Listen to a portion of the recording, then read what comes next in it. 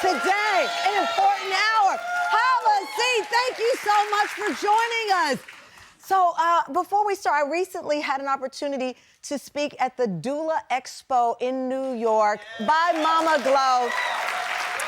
I was so honored to be there. They call this the Coachella for birth workers and families. I am not a doula, but I support their efforts to save lives and give women options when it comes to having children. The founder of Mama Glow, Latham Thomas, shout out to you. You've done something very, very special. The festival aims to spark vital conversations, innovations in maternal and reproductive health. Now, this is the part of the show that I'm asking you to pay attention to, because for 6 seasons, we have made women's health a priority on this show. Shining a light, yes. Shining a light on something that is growing in our conversations. It's called medical gaslighting. And that is when you go into the doctor and you feel, as a woman, for whatever reason, they're not listening to you. The hashtag medical gaslighting has over 300,000 views. And every time we do this show, when I tell you the comments flood in, they do. So, for example, these are some of the things that people have said to us over the years. This conversation is so necessary and needed. Someone else wrote, it happens more often than you can imagine. And that breaks my heart because it shouldn't happen to one of us.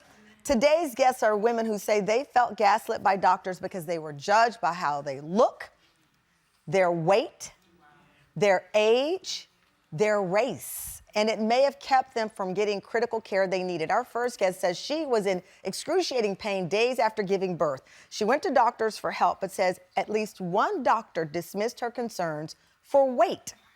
And it could have resulted in a real-life medical issue that would have left her completely disabled for the rest of her life. And here's the twist. Our guest is a doctor herself. And she says she had no idea medical gaslighting was as bad as it is right now. Take a look. My first 2 children I had in medical school, and I was really excited to have my 3rd baby because this was the first maternity leave I would ever have. During labor and after, I had a very intense left hip pain. They said it would probably go away. I would have numbness down my leg, shooting pains down my leg. One day, the excruciating pain got terribly worse when I went to pick up my daughter. I was overwhelmed by the pain and collapsed. I woke up to my husband and my friend, who he had called over, who told me I had to go to the emergency room. We knew something was severely wrong. Tam Fam, please welcome family medicine physician Dr. Maryann Dakkak to our conversation.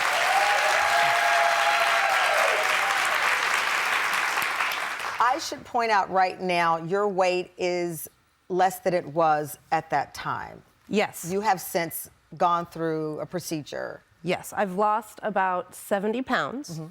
I had gained weight in my pregnancy and with the spinal cord injury because I wasn't able to move the way that I normally did. So going back to 2021, you went into the ER to be examined. The symptoms were numbness in your leg. You were receiving pain throughout your body. Describe what was going on. So I had had a baby and in the birthing process had left hip pain. Never had back pain. My hip hurt, I thought it was positional. I thought I had done something. And then as time went, I couldn't put my underwear on. I couldn't lift my foot. I couldn't get into the bathtub or into the shower. And I kept being told by my doctors, oh, it'll just get better, They said it was postpartum pain. Yes, which is not a real diagnosis. That's not? No, there's no postpartum pain. I mean, well, where did many they of get us this from? have been postpartum and have had pain, but it's not a thing. Where did the person who was saying this to you get it from? They didn't know what it was. And instead of doing more specific testing, they just told me it could be due to my weight, it could be due to that I was postpartum, and something was triggered that was giving me leg pain. You're a mom of 3, yes. Right? You're a doctor, as I pointed out. You heard the audience gasp because they believe, you know, this happens to someone without a medical background. Here you are a doctor, you're going in and you know medicine is a process of elimination. But when you're in pain, you want them to get to the process and get to the diagnosis as quickly as possible. So you get a second opinion from a friend? So I came home from the second time I passed out. So now because I can't be alone with my baby anymore. Because I feel like I might pass out due to pain.